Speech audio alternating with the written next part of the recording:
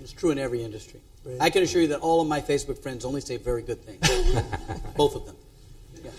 I was just going to add in, on a national level, when it comes to media things specifically, that we have real concerns with health reporters, with misinformation and that type of things. We clearly go after those individuals to tell them and correct the information, give them the information at hand, and then we follow up with them. And that really works with the academy staff and communications department. And they're very cognizant about that. I don't think that it really probably gets communicated as well as it should, because I see a lot of times when people email me or they put something up on a blog or a forum or something about, did you see that? Well, usually the communications department has brought it to my attention. We have crafted a response, and we have fired it off to the letter to the editor, publisher of that, and we challenge actively any misinformation that we see about physician assistants. And maybe what we could do is maybe make that well known a little bit better, because I've challenged everything that I've come across in the last 12 months. Yes, sir. Yes. My name is Frank Warren, and I'm from Tennessee, and I would like to go back to the healthcare reform just a little bit and just ask what is the AAPA's position currently on reimbursement issues, as how that relates. And I will applaud the AAPA for the work they're doing in marketing in the Washington area and everything. The PR work out in the rest of the country, of course, I think a lot of people have already stated we have some concerns about that. But on reimbursement, how many resources are you really dedicating to that for PAs to maintain our quality of life is what I think I'm hearing from the young lady over there and also over here earlier. And also, I want to make sure that that AAPA is selling us as not the least cost alternative, but the best quality alternative as we go through healthcare reform. And as some of you may know, or some of you may not know, Aetna this week is going to the Medicare form, I believe, of reimbursement and cutting our reimbursements maybe 15% or something in some avenues. So if you could address that in some way, I'd appreciate it. I'll take, on the Aetna component, it's very concerning. The reality is that there are some antitrust issues with the Academy speaking on behalf of the profession nationally on that. So that has to be left up to the individual state organizations as well as your practice level to fight and discuss your reimbursement within the Aetna program. So it behooves you to follow up. Our AAPA staff and government and reimbursement are more than happy to follow and give you some talking points and issues that you can work with. On a reimbursement level, the reimbursement staff, again, has been working very diligently to make sure that we're paid, like anyone, is paid appropriate for services rendered. Trying to think of other comments. I would add, and Michael Poe is here, our Vice President of Reimbursement, and certainly if Michael would like to address anything, he can do that. But on the quality issue, your point's well taken, and I think in all of the lobbying that we've done and all of the outreach that we do with legislators, with their staff, with administration officials, that's a key message. However, and it's a big however, we have no research to back that up.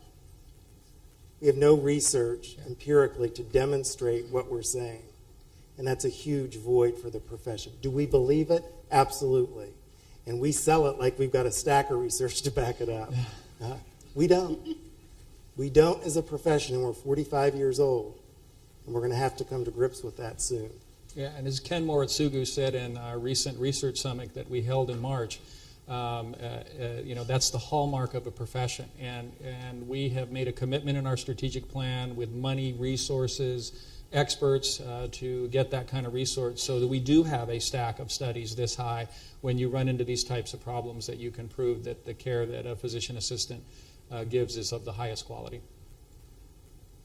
Hi. Hi. Good afternoon. Lisa DeAndre Linnell, Reach MD, XM Radio. Thank you for taking our questions. Hi, Good to everybody. see you. I'm also a practicing physician assistant and a clinical practicing manager of an internal medicine practice in Chicago. And with my leadership over many years, I've tripled the size of the practice, the revenues, and that's allowed me to be a preceptor and bring on 2 full-time PAs in the last 3 years. So last month, I was honored when the 2 owners came to me and told me that they decided they wanted to make me a partner and an owner. As you know, in Illinois, you can build the practice from the ground, but you can't reap the benefits of owning it. Do you see that changing anytime in the future? Yeah, this is an issue in California also. And the problem with this type of law is that it goes state by state, and how you structure medical service or medical corporations sometimes is very restrictive on PAs being in an ownership role. In California, I can own 49% of a practice. The physician has to own 51%.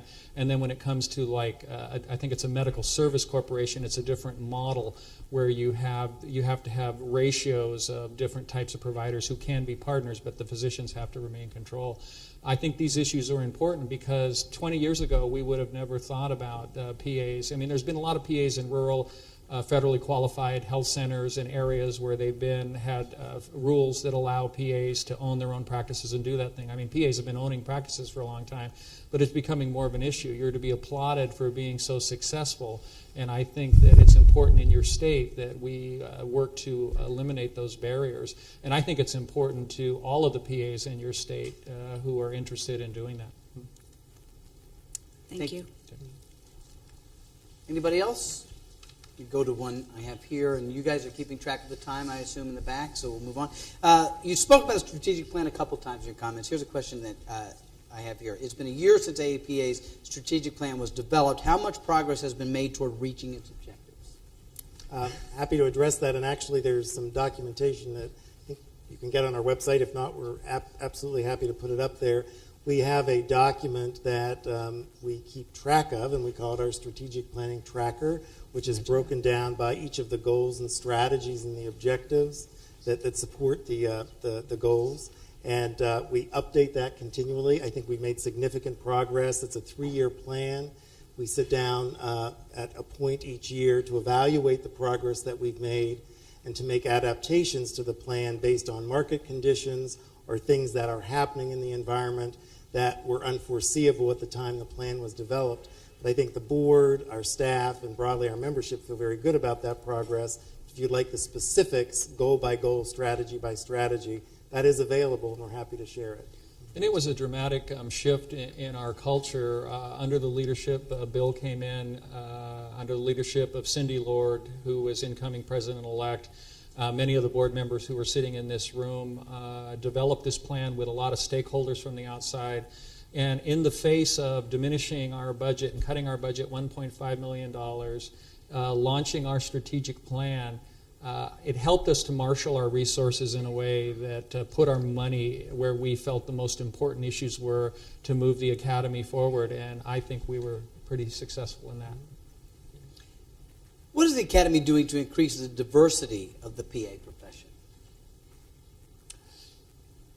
Happy to take that one. Please. Clearly we have, like all healthcare professions and across the country, we have issues with diversity, and many things that we're looking at for the future. First things with the Committee on Diversity, working with the Committee on Diversity, we work with the National Medical Association, and we're working with the AMA Commission to End Healthcare Disparities. Both these organizations are nationwide looking at healthcare issues, and just recently the Board of Directors funded the Committee on Diversity to go and begin Project Access, which will be started at this program, and we're really pleased with that. We think the Committee on Diversity made some great recommendations and choices for that, and we'd like to applaud them for their efforts. Fantastic. Thank you.